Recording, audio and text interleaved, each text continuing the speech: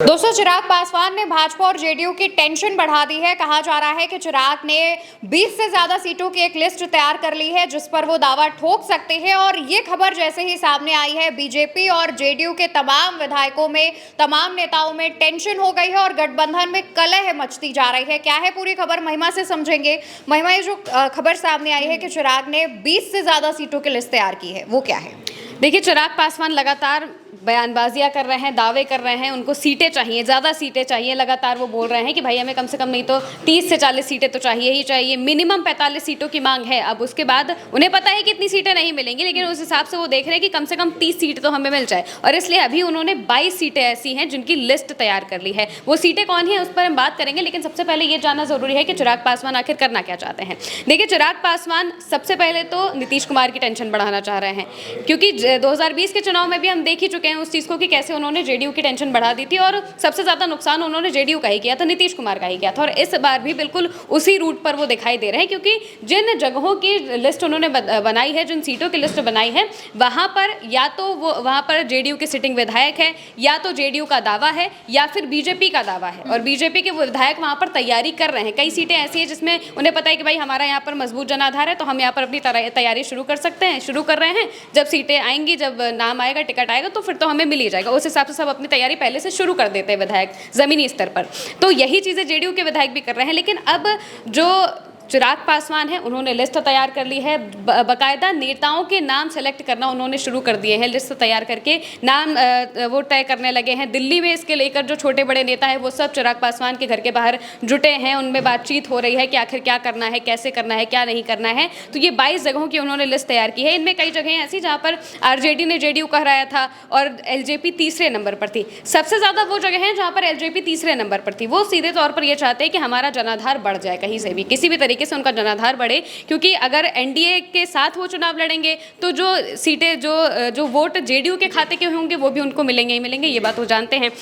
इस वजह से वो चाहते हैं कि उनका जनाधार बढ़ जाए और उनका जो एक कहते हैं ना कि राजनीतिक वर्चस्व है वो थोड़ा सा और ज़्यादा आ जाए। और बार बार वो नीतीश कुमार की टेंशन बढ़ाते ही आए हैं। लगातार जो उनकी बयानबाजियाँ होती हैं, उनकी तरफ से मंच से लगातार बयानबाजियाँ होती हैं कि मुख्यमंत्री कैसा हो, चिराग पासवान जैसा हो, ये सारी बातें होती हैं। अब अगर सीटों की बात करें तो सीटों में जिन जगहों का नाम है वो जगहें जानना बहुत ज़रूरी है, क्योंकि ये बिहार की वो जगह हैं जहाँ पर जेडीयू का दावा भी है और बीजेपी के भी कई नेताओं का दावा है। कई विधायक वहाँ पर अपनी तैयारियाँ कर रहे हैं। इसमें आती है ब्रह्मपुर, सोनबरसा, रफीगंज, गोविंदगंज, महुआ, गायघाट, तरैया, महनार, अरवल, नाथनगर, जहानाबाद, ओबरा, सिमरी, बख्तियारपुर, कदबा, सिकंदरा, चकाई, मटिहानी, रुपौली, कस्बा, डेहरी, अतरी, साहेबपुर, कमाल और अलौली जैसी सीटें शामिल हैं। अब इनका जो जाति समीकरण है वो भी हम आपको बता देते हैं। यहाँ पर अगर वोट शेयर की बात करें तो यहाँ पर पासवान यानी कि चिराग पासवान की पार्टी का वोट शेयर बहुत अच्छा नहीं है। कई सीटों पर ऐसे 4-5 सीटें ऐसी हैं जहाँ पर उनका मजबूत जनाधार है, कई सीटों पर मीडियम टाइप का है और कहीं पर तो एकदम ही नहीं है। लेकिन उन्होंने दावा उस पर बराबरी का ठोका है कि भाई हमें ये सीट चाहिए तो चाहिए।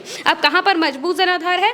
जहानाबाद, मटिहानी, चकाई और रुपौली। यहाँ पर पासवान के करीब 15% के आसपास उन्हें वोट मिल सकते हैं, क्योंकि 2020 में उन्हें 9 से 12% का वोट यहाँ पर मिला था। तो इस बार अगर वो लड़ेंगे तो वो बढ़ेगा ही ऑब्वियसली।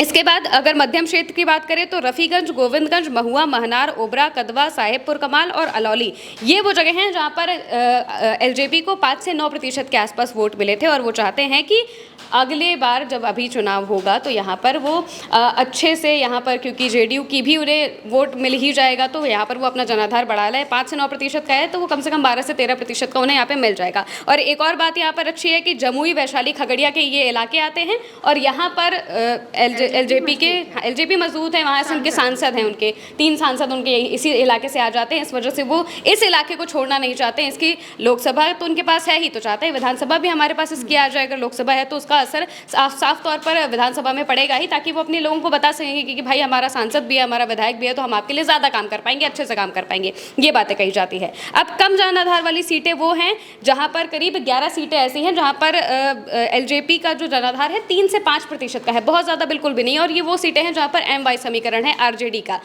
मुस्लिम और यादव बहुल इलाके हैं ये, 15 से 20% के आसपास इन इलाकों में मुस्लिम और यादव समाज आता है, जो कि पूरी तरह से आरजेडी के सपोर्ट में इस बार दिखाई दे रहा है, खुलकर सपोर्ट में दिखाई दे रहा है। इसी वजह से वो चाहते हैं कि ये सीटें भी, अगर जेडीयू की वजह से यहाँ पर वो तीसरे नंबर पर आ गए थे, जेडीयू अगर नहीं जाएगी तो वो दूसरे नंबर पर तो आ ही जाएंगे, तो जनाधार बढ़ जाएगा, भले जीते ना जीते या फिर ना जीते, वोट शेयर बढ़ जाएगा। और वोट शेयर बढ़ाने की ही ये सबसे ज़्यादा कवायद है कि वो चाहते हैं कि हाँ भाई हमें कम से कम 30 सीटें मिले, कुछ नहीं तो 10 सीटें 15 सीटें तो जीते जाएंगे। वो उनका अपना जो अनुमान है उस हिसाब से वो काम कर रहे हैं, और इसी वजह से लगातार जो चिराग पासवान हैं वो अपनी बयानबाजियाँ कर रहे हैं, और अब उन्होंने ये लिस्ट तैयार कर दी है जिससे सबसे ज़्यादा जो नुकसान होगा वो जेडीयू का होगा। पहले भी हुआ है और इस बार भी पूरी तरह से चिराग पासवान इसी तैयारी में है कि वो कैसे जेडीयू का नुकसान कर सके, क्योंकि जेडीयू की हालत इस वक्त ऐसी है कि विधायक भी साथ छोड़ते चले जा रहे हैं, जनता भी बहुत अच्छे से उन्हें संभाल नहीं रही है, समझ नहीं पा रही है, वहीं जो कार्यकर्ता है उनमें भी बहुत ज़्यादा गुस्सा दिखाई दे रहा है, रोष दिखाई दे रहा है, क्योंकि उन्हें वो सम्मान नहीं मिल रहा है पार्टी में, एनडीए में वो सम्मान नहीं मिल रहा है जिसकी वो इच्छा रखते हैं। क्योंकि नीतीश कुमार मौजूदा मुख्यमंत्री हैं तो जेडीयू का अपने आप में एक ऑरा होना चाहिए, लेकिन वो उस वक्त नहीं हो पा रहा है, और इसी वजह से जो जेडीयू के कार्यकर्ता हैं वो भी परेशान हैं, और चिराग पासवान इस चीज़ को भाप रहे हैं कि अगर ये कमज़ोर हैं ऑलरेडी तो हम इनकी जगह पर क्यों ना रिप्लेस कर दें, क्योंकि लोगों को ये लगेगा कि भाई वो तो वैसे भी कमज़ोर है, तो इनको अगर दिया है सीट तो किसी सोच समझ कर ये दिया होगा, तो उनका जनाधार वोट शेयर यहाँ पर बढ़ सकता है। और इसी वजह से चिराग पासवान ने इन लिस्ट को तैयार कर लिया है कि वो यहाँ पर अपना जो वोट शेयर है वो बढ़ा पाए, और इससे सबसे ज़्यादा जो दिक्कत है वो नीतीश कुमार तो है ही, इसके साथ साथ बीजेपी को भी। और इसी वजह से जो एनडीए है वहाँ पर अंतर्खलय भी मचने की पूरी तैयारी हो चुकी है, क्योंकि बीजेपी के विधायक भी ये सोचेंगे कि भाई हमें तैयारी करनी है, ये क्यों दावा कर रहे हैं, जेडीयू के विधायक भी सोचेंगे कि भाई हमें तैयारी करनी है, ये क्यों दावा कर रहे हैं, मांझी भी इसमें आ जाते हैं क्योंकि भाई उन्हें भी तो कम से कम सीटें चाहिए, 20 सीटें की मांग वो भी कर रहे हैं। और अब तो फाइनल वोटर लिस्ट भी आ चुकी है, अगले हफ्ते तक चुनाव का तारीखों का ऐलान भी हो जाएगा, और इसके बाद सीट की शेयरिंग करना और वो सारी चीज़ें बहुत मुश्किल में आ जाएंगी। तो वो चाहते हैं पहले से हम कितना ज़्यादा प्रेशर बना पाएँ ताकि सीट शेयरिंग के वक्त हमें कुछ ना कुछ ज़्यादा ही बढ़कर मिले, और इसकी मांग उनकी तो है ही, लेकिन एनडीए में ये सबसे बड़ी मुश्किल की बात हो गई है कि वो किस तरीके से सीट शेयरिंग करेंगे, क्योंकि जो जीतन राम मांझी हैं वो भी 20 सीट मांग रहे हैं, चिराग पासवान ने 22 पर अपना ऐलान कर दिया है, 45 के आसपास तो वो सीटें मांग ही रहे हैं, और वो चाहते हैं कि भाई अगर उन्हें मालूम है कि 45 सीटें तो मिलेंगी नहीं, तो कम से कम 25 से 30 सीटें तो मिल ही जाएं, लेकिन वो कैसे देगा एनडीए, क्योंकि एनडीए को भाई चाहिए कि जेडीयू भी कम से कम 100 से ज़्यादा सीटों पर लड़े, बीजेपी भी 100 से ज़्यादा सीटों पर लड़ेगी, तो किस तरीके से वो सीटें बांटेंगे, ये सबसे बड़ा सवाल है कि आखिर किस तरीके से सीटें बटेंगे। और जो चिराग पासवान है वो आज से नहीं, महीना 1.5 महीना हो गया है कि लगातार वो बयानबाजी करते हैं, दबाव बनाने की पूरी कोशिश है, एक कंसिस्टेंट रूप में अगर कहा जाए तो वैसे चिराग पासवान बिल्कुल उस रूप में काम कर रहे हैं कि हमें किस तरीके से जो हम दबाव बना सकते हैं वो बनाए, क्योंकि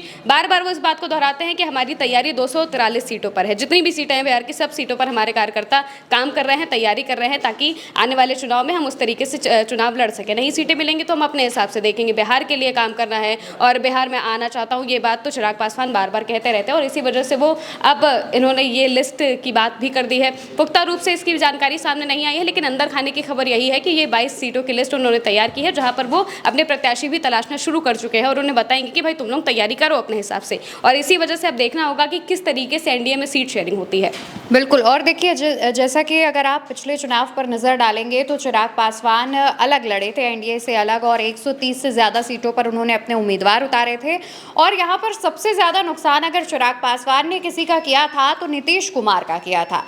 चिराग पासवान के अकेले चुनाव लड़ने से भाजपा को उतना इम्पैक्ट नहीं हुआ जितना नीतीश कुमार को हुआ, और यही वजह थी कि कई सीटों पर जेडीयू दूसरे नंबर पर आई। चिराग पासवान भले ही सीटें ना जीत पाए हों, लेकिन उन्हें इस बात की खुशी थी कि उन्होंने नीतीश कुमार के वोट बैंक पर कब्जा किया है, और शायद अब यही एक वजह है कि चिराग पासवान 22 सीटों पर अब अपनी तैयारी कर रहे हैं। सीटें ज़्यादा हैं, लेकिन इन 22 सीटों पर जहां पर उन्होंने लिस्ट तैयार कर ली है, दावा ठोकने वाले हैं, वो सीटें वहां वैसी हैं जहां पर जेडीयू दूसरे नंबर पर रही है, जेडीयू का वोट बैंक ज़्यादा है, और यहाँ पर अति पिछड़ा समाज भी है जिस पर चिराग पासवान की अब नज़र पड़ चुकी है। फिलहाल आगे आने वाले दिनों में दशहरे के बाद जो तारीखों का ऐलान है वो हो जाएगा, और उसके बाद भाजपा या ये कह लीजिए कि एनडीए की तरफ से सीट शेयरिंग को लेकर के कोई ना कोई खबर निकलकर सामने आएगी। तब देखने वाली बात होगी कि सहयोगी इसको किस तरीके से मैनेज करते हैं या फिर अलग हटते हैं। जो भी अपडेट, जो भी खबर होगी, उल्टा चश्मा आप तक सबसे पहले पहुंचाएगा। फिलहाल के लिए इस खबर में इतना ही। आप चैनल को याद से सब्सक्राइब कीजिएगा, वीडियो को शेयर करिएगा। नमस्कार।